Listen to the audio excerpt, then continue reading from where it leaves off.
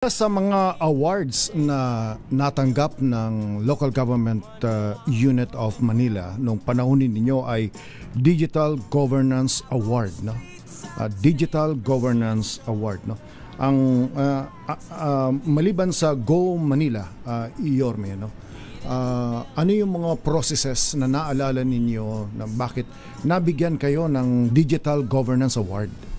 Naalala mo, Chief, yung isa sa pinangunahan natin sa buong Pilipinas, yung non-contact apprehension. Isa sa inirereklamo ng ating mga driver ng jeep, tricycle, bus, trucks, and private vehicles, no? Ay yung mga pang-abuso sa mga nagdaang panahon ng mga traffic enforcer. Kasi siyempre, alam mo, pag naikanto ka na, naitabi ka na sa Gedli, kung ano-ano na pwede mangyaring usapan. At malamang sa hindi, mahahataw ka nung iilang masasamang ehemplo na traffic enforcer. That's why, when we came up with an idea of Go Manila, yung digitalization, or digitizing documents and all other things in the city government, yung non-contact is maaari kang mahuli nang walang humuhuli sa'yo. Huli pero hindi kulong. Ang ibig sabihin, wala na makapagdi-deny nino man kung ikaw ay nag-violate ng traffic 24/7. Walang human. Sapagat may picture. May picture and video. But I think pending sa Supreme Court, no, yung non-contact apprehension, dahil ito ay inireklamo naman daw masyadong mahigpit. Ako naman walang human intervention. Yun nga sinasabi ko. Walang human intervention. Nakakalungkot man, but we'll see. Pero yan ay mas mabuti sa pangkalahatan. Sa totoo lang. Tapos, yung ating yung mga birth certificate, dinidigitize na natin. Kasi naawa naman ako doon sa mga nasa abroad, mga pinanganak sa Maynila, pero nakatira sa abroad o nasa abroad sila dahil OFW sila or immigrant, o nasa Mindanao o nasa what do you call this, Cebu o Visayas o some parte, nahihirapan silang kumuha ng mga kopya. Papunta na kami lahat doon. Pati amilyar, businesses, other regulatory fees, lahat pinipilit ko na maging digital. Kasi ang end game, gusto ko yung mga empleyado ng City Hall makauwi ng maaga. Kumbaga, hindi sila mawawalan ng trabaho, pero less stress in their working environment. Maaga sila makauwi, maaga sila makapagpahinga, maaga natapos ang trabaho, at wala nang, alam mo, minsan yung mga enterprising individual, naturally, it will die. Yung mga medyo may kati sa kamay, no? Mawawala at mawawala yun. And that, nagpapasalamat ako, not only Bloomberg, but also our national government recognizing this effort of ours. Sa panahon ninyo, tumanggap din ang Local Government Unit ng Maynila during the 8th DTI Regional Competitive Summit bilang most competitive city. Siyempre, hindi naman ito ang objective nyo na makakuha ng award, pero bakit importante ito sa mga kababayan natin sa lungsod ng Maynila? Kasi noong mag-mayor ako, number 16 ang Maynila out of 17. So, ibig sabihin, kulelat kami. Ngayon nga yata, we are number 17 out of 17. Tinalo pa tayo ng Pateros today. No? Nung sabi ko, Kapitolyo tayo ng bansa. In the beginning or in the past, we are the window of opportunity for every Filipinos. Ang tao pumupunta sa Maynila para mag-aral, para maghanap buhay, para magkaroon ng trabaho. Bakit tayo number 16 out of 17? We have to compete. And that's the goal. And Chief, modesty aside, after 1 year, we became number 3. In just 1 year. From 16 to 3. Hindi lang natin kayang talunin ang Quezon City because of geography. Dahil ang Quezon City, napakalaki, maraming opportunity for growth. Ganon din ang Makati. Dahil naging business hub siya talaga. Maliit pero siksik. Oo, nako, hanggang 50 floors eh. But pasasaan ba? Bakit naman hindi? So, sabi ko, we have to be competitive as a city government for our people.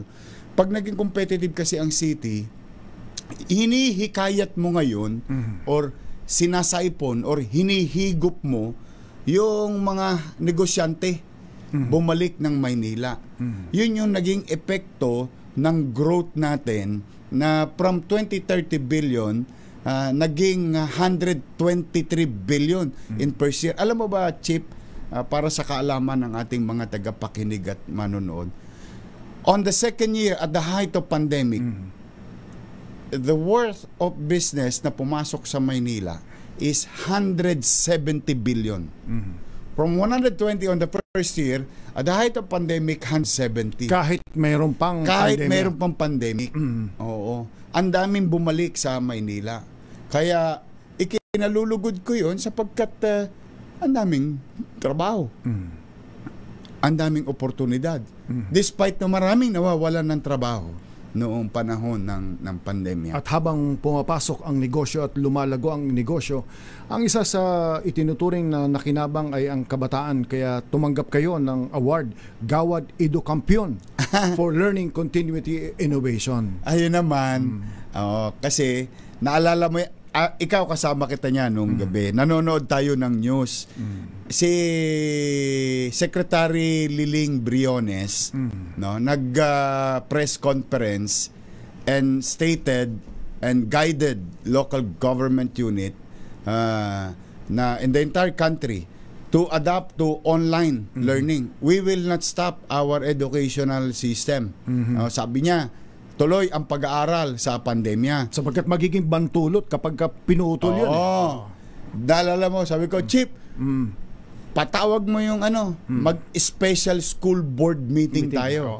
Remember, Dr. Lim, SPTA, I didn't do it. Hindi ko po yan nagawa mag-isa sa ating mga tagapak. Ito po ang mga kasama kong naglingkod dyan. Yung si DCS and the entire DCS family or the Division of City School, SPTA, non-governmental organization, member of the school board and the school board committee and the city council. Nag-special school board kami. This is a day after magdeklara si Secretary Liling Briones, no? That was go online. Basically, ang instruction niya, go online. Yes, then nagpatawag tayo school board at sasabi ko, nakita nyo ba yung announcement ni Secretary Liling? Yes sir. Cancel lahat. Sabi ko, ang lahat ng pagawain, bilihin, pati ID lace, uniform, and so on and so forth. Hanap tayo ng mga pamamaraan paano maitatawid ang mga bata. In just 2 days, mga kababayan, 2 days. Yes, that was Wednesday. Friday, nakalikom po tayo ng 1 billion pesos. 900 something yun po yung nabili natin na 110,000 pieces of tablet at 11,000 laptops for teachers out of 10,300 kasi nag-buffer ako para pag masira meron sila.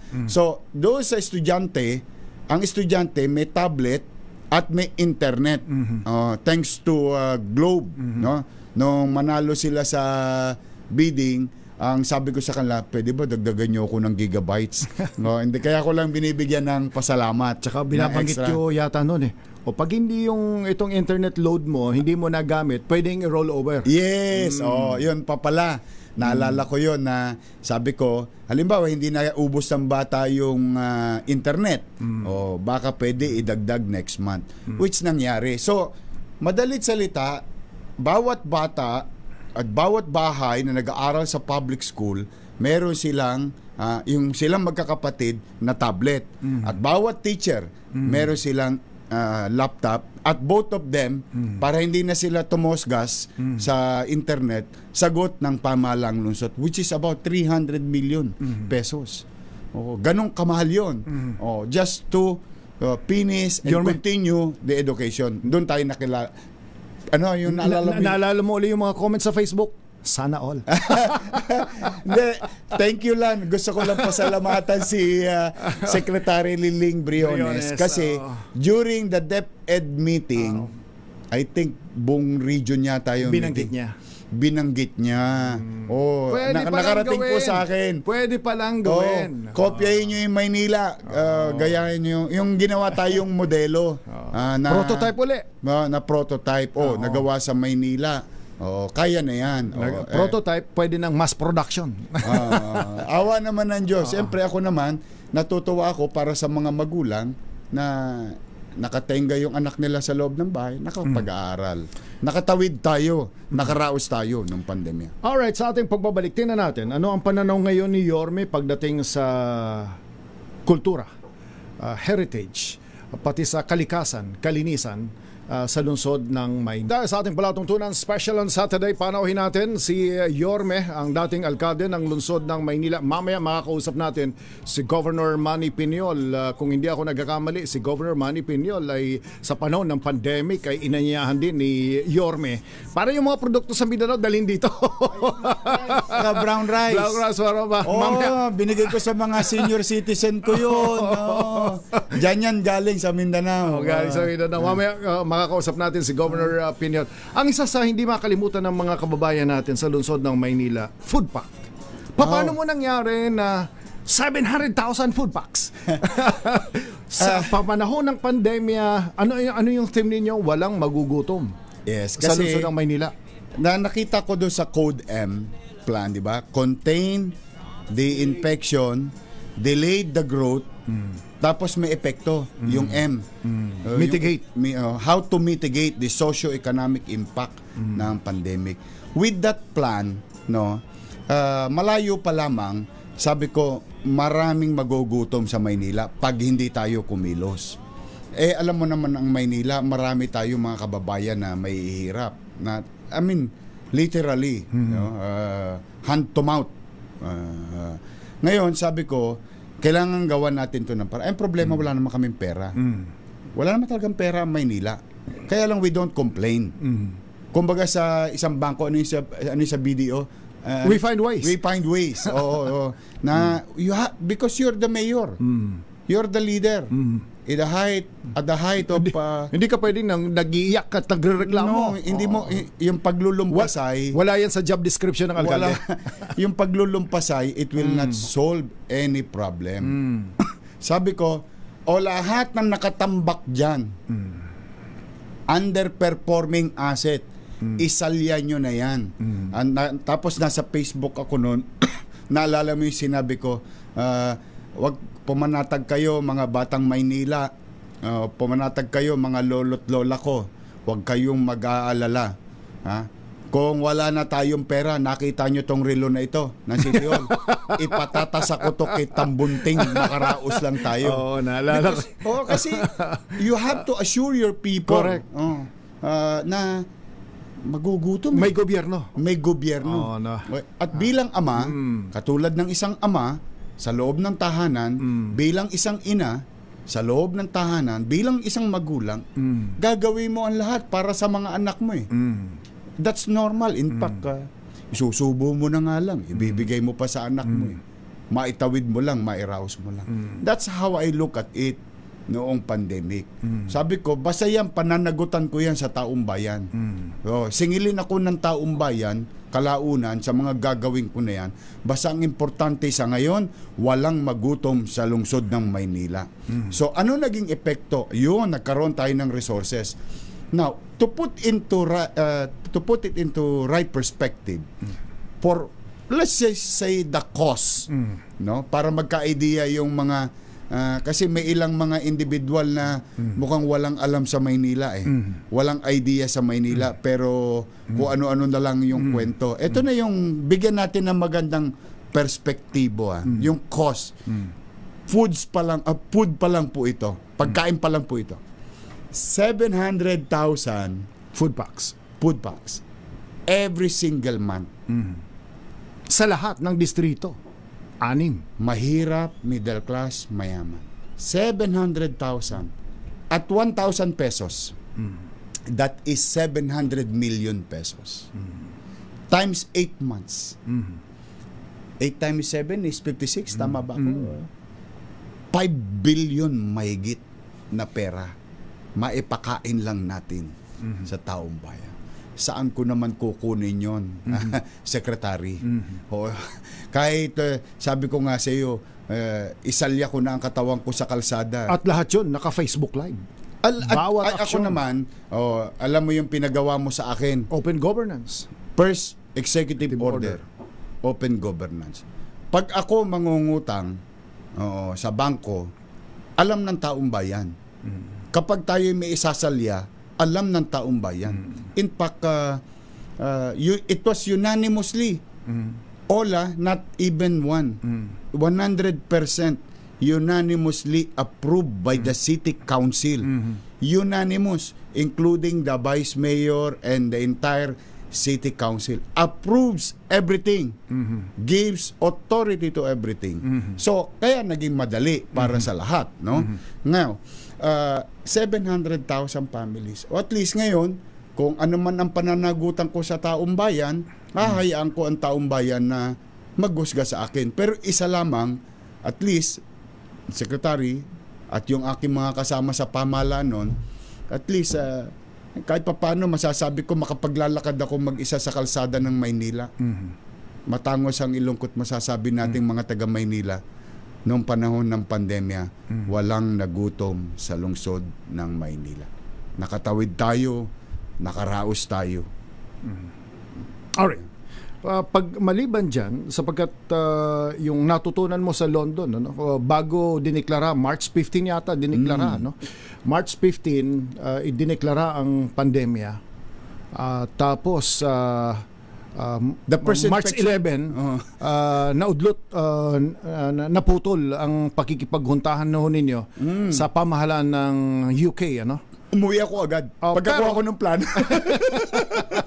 Yung mitigate, yung socio-economic impact. Yes. Pero ang nagtaka ang marami, ang lakas ng loob ninyo na ituloy-tuloy yung major infrastructure project katulad ng housing. Anong pumasok sa isip po ninyo doon? Ang katwiran ko kasi, hindi pwedeng huminto ang gobyerno.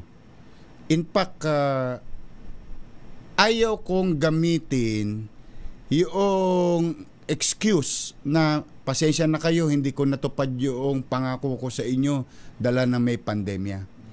Kung meron din naman din pamamaraan o way to continue to govern and develop your city while we're facing challenges, and so be it, which it did happen.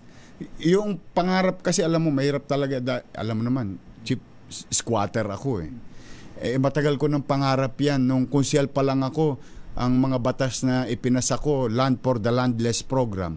Yung mga pinamili nating lupa nung panahon na tayo yung mayor, mga batas yun na ginawa ko nung araw. In-implement natin nung panahon natin. Ang nilagay natin pera is 1 billion pesos. Yang Pasig Line, yang Kilanyoka, yung lupa dyan sa may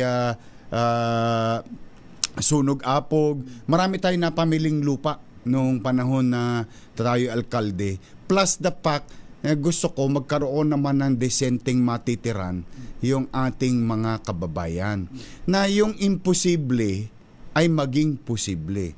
Ayan na yung Condominium 1, Condominium 2, Binondominium 1, San Lazaro Residence, San Sebastian Residence, Pedro Hill Residence, all 15-20 story, 42 square meter, 2 bedroom with CR, kitchen, dining, livable space, no? At the same manner, yung nangyari sa Baseco na nasunog, no, yung Base community, o yung ospital ng Maynila, 10-story fully air-conditioned hospital, yung ospital sa Baseco, no, 3 years nang tapos yun. O, sa mga taga Baseco, shout out o huwag kayong mag-alala, may awa ang Diyos. Pag nakabalik tayo sa December, bubuksan na natin yung ospital ninyo. Yung Almario Elementary School, 10-story, yung Albert Elementary School, Magsaysay High School, Manila Science High School. Lahat yung kasi mga pangarap ko para sa Maynila at taga Maynila. Now, ayoko naman na huminto ang gobyerno. While every day we confront saving lives, COVID, yung food security ng tao, ayoko naman huminto lang doon. Itinuloy natin to on parallel. Of course, this is growth This is growth for your people, growth for your city. While it will stunt or it will hinder, but it should not stop. Some projects. Yes. You focus on the essentials. Dito, Yorme, kung naalala nyo. Dito uli, nung inintroduce ninyo na yung sa national government projects kasi, 20 square meters. As high as 30 square meters, maswerte na yung mga 28, 30, no? Sa'yo ay 42 square meters, 2 bedroom, no? Dito uli nauso yung sana all. Hindi, inspirasyon ko dyan dito ulit nauso yung sana all. Ganito ang housing project. Inspirasyon ko dyan talaga, ang idol ko dyan talaga, si Lee Kuan Yew. Yan talaga tawag ko dyan, livable space. Hindi bahay ng kalapate. 2 kwarto. Kasi ang logic ko, dahil yung magulang hiwalay sa kanyang anak. Kasi alam mo naman ako, I grew up in squatters, and there are some incidents. May ilang pagkakataon na talagang nababalita yun. In domestic incidents, no? Ito maiiwasan. May panirahan, kwarto para sa magulang at sa mga anak, magkahiwalay sila. The same thing with Baseco Townhouse. Alam mo sa Baseco Townhouse yun, saka buhos yun Buhos yun. Talagang tsaka malinis, maganda. At saka may sarili na silang metro ng kuryente at tubig. Meron na silang drainage system. Ayun, nakikita nyo sa Facebook. Drainage system. Lahat yun. Awa naman ng Diyos, pinagpapasalamat ko sa mga kapwa ko pamahalaan, taong gobyerno sa lokal ng Maynila. Ito, nagawa to 3 months lang.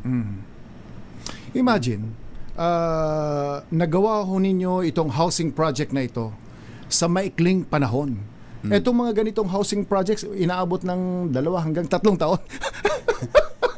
Sa ibang lugar. At hindi pa natutirahan. Binibisita natin Alam nyo, yung open governance ni Yorme, kaya hindi pwedeng sabihin walang nakakaalam sapagkat bawat kontrata, bawat ipinapakita at inilalive ninyo. Imagine, groundbreaking, naka-live. Second floor, naka-live. Ina-update natin ng tao. Kasi taxpayers money dito napupunta yung buwis. Ayan yung buwis ninyo. Ayan yung inutang ko. Kaya kahit anong kwentong gawin, hindi, ayun kumbaga, ipinagtatapat natin sa tao ano ang ginagawang direksyon ng gobyerno, saan dinadala yung mga salapi ng gobyerno, at the very least yung impormasyon man lamang malaman ng mamamayan. Imagine kung wala kang open governance policy, tapos ito ay selective lang. Di katakot-takot na akusasyon ng abutin natin. Ito nga, napapanood na ng utaw yung mga tolongges dyan sa Gedli. Kung makaakusa, wagas ito, ako, basta bahala ang taong bayan sa Maynila. Hindi na tayo papatol dyan sa mga, kuskus balungos ng ilang individual. Kasi, wala naman akong ikinubli. In fact, lahat naka-Facebook. Modesty aside, Sec, nakaraos tayo. Wala tayong kaso ng korupsyon. Hindi mo ba napansin? Correct. With all the money na dumaan sa palad natin, sa pamamahala natin, with all the projects, hindi mo napansin? Sapagkat bawat pinipirmahan nyo, naalala nyo, Yorme, habang bawat pinipirmahan ninyo, naka-Facebook Live at pinaliliwanag ninyo, para saan ito? Pinagpapasalamat ko sa Diyos. Nakaraos tayong matiwasay. Yung akusa-akusa ng kalaban.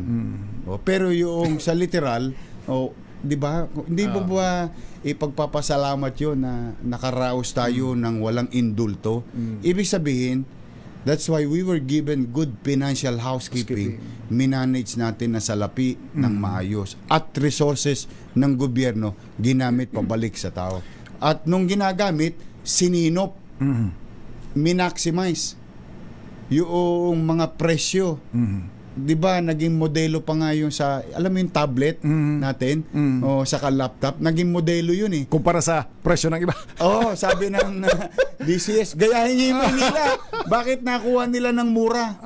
Bakit nila nakuha ng mura? Tapos above, yung anong tawag doon na, yung requirements, specs, above sa specs pero ang mura.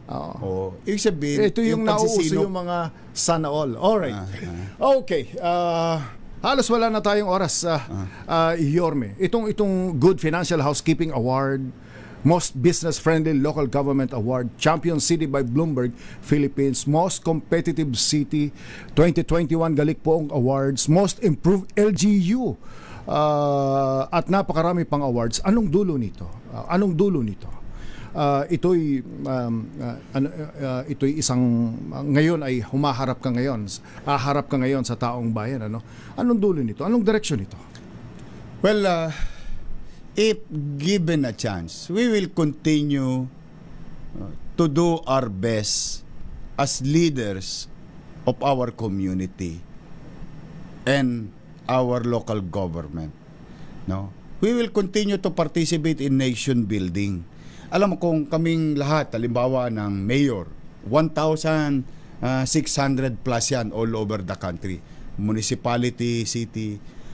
If we are in synchrony in our action, I think malaking tulong ito sa national government for nation building.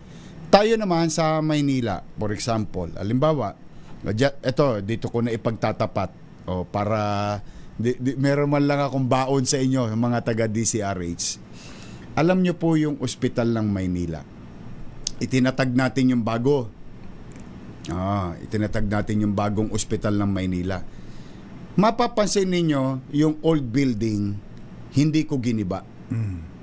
Kasi ang end game natin noon, to produce more doctors and nurses and other medical practitioners in the city of Manila. Okay. Ano pong ibig sabihin nun? Ang PLM, Pamantasan Lungsod ng Maynila, maraming salamat sa aming mga guro, sa dean o mga dekano ng medical school. We've been producing top-notch medical practitioners or graduates. Na top 10 lagi, halos. At madalas 100% passing rate. Yes. But the thing is, nakakap yung numbers because of lack of space in Intramuros. Now, before I left, I passed a law, an ordinance, allowing the use of the old building ng Ospital ng Maynila to be converted as Pamantasan Lungsod ng Maynila College of Medicine. So, pag niretrofit natin yon, mas marami tayong maa-acquire, maa-accommodate na mga gustong maging doktor, maging nurses, PT, dentist, and so on and so forth, or medical practitioners. Why? Ang dami nating ospital. Sa Maynila alone, magiging 7 na ang ospital natin. Imagine. Just imagine that. So we have to produce more doctors for the country, for the city, for our use and utilization, and also for other places. No? And with that space, we can acquire more and we can produce more. Iyon yung endgame ko. Isa sa endgame ko doon sa ospital ng Maynila. Now, In other words, hindi mo kinakailangang maging doktor para maintindihan mo ang public health requirements ng mga taga-lungsod ng Maynila. Ang pinakamahal sa gastusin ng tao, gamot, medical, health. Kaya nga ako MBN eh. Minimum. Well, I'll give again due reference to Secretary, used to be Dean of National College of Public Administration and Governance sa UP at the time. Yung tinurong MBN, Minimum Basic Needs. Education, healthcare, housing, jobs. Yun, yung apat na yun. Doon ka nakafocus. Yun ang aasahan ng mga taga Maynila sa atin. Yung liwanag sa Ross Boulevard. Ano yan? Bechin. Yung pampasarap. Mga plazas. Plaza. Nilinis. Inilawan. Arroceros Park. Kailangan Jones maging Bridge. Kailangan yan. Kailangan natin yan. It's part of the governance. It's part of appearances of your city. Sometimes kasi impression last di ba? Yung first impression last. So tayo tuloy-tuloy yan yung paglilinis mga nakikinig sa Maynila. Alam ko po yung sinasabi nyo sa akin na nangadugyot ulit ang Maynila ngayon. Pero pumanatag kayo, lilinisin natin ulit ang Maynila. Kung anong ginawa mo sa Divisoria. Basta kung ano yung ginawa natin sa lahat ng kalsada to make it available, free-flowing, at may gobyerno ng umaga, tanghali, hapon, gabi hanggang madaling araw, we'll do it again. We will do it again. Wala yun, ano na lang yun, parang repeat performance. Plug and play. But what is most important is, saan ba yung growth natin? Correct. Saan tayo pupunta? Kasi dadami at dadami ang mamamayan, dadami at dadami ang uukupan ng eskwelahan, dadami at dadami ang uukupan ng espasyo, dadami ang uukupa ng healthcare facilities natin. So these are the growth of our city. We will continue to do such growth. We will continue to be competitive sa ating mga neighboring cities and in the world, and we will keep the peace and order situation at bay. Talagang ano yun, no let up tayo doon. Hindi pwedeng i-compromise. Non-negotiable Hindi siya. pwedeng tutulog-tulog. Hindi talaga, sa totoo lamang. Hindi pwedeng kung ano ang gising mo. Sabi ko, sana 73 days na lang. Konti na lang ang laya ng mga Tolonges. Yorme, maraming salamat. Ay, thank you. Thank you, Secretary. Good to be back. Nako, kay Secretary Piñol, pa-shoutout na lang mamaya. Kasi gusto ko lang pasalamatan si Secretary Piñol at yung ating mga magsasaka sa Mindanao, yung mga farmer natin. Natikman namin ang mga senior citizen ko. Shout out sa mga lolo't lola ko, nanay tatay ko. Black rice, yung black brown rice. rice, black rice. It's a Filipino product. We are very proud to be of help to Mindanao and to our senior citizen na nakatikim ng masarap na black rice sa atin dyan sa Maynila. At maraming salamat sa inyo dito sa DCRH. Good to see you again. At sa ating mga batang Maynila, may awa po ang Diyos. Tatagan ninyo ang inyong kalooban. Makararaos din po tayo. Lagi lang tayo mananalig na may magandang nag-aantay sa atin bukas. At may alkalde ulit makikita sa mga kalsada. Kung mabibigyan tayo ng pagkakataon ng mga taga Maynila, may hahatawin ulit na mga traffic enforcer mahuhuli ulit. Basta po tayo in our own little way, kasama ko si Chichi Atienza. Tayo po magsama-sama po tayo mga batang Maynila. Together we can make Manila great again. Magandang umaga at pagpalain nawa kayo ng pong may kapal. Maraming salamat po. Manila, God first. Thank you.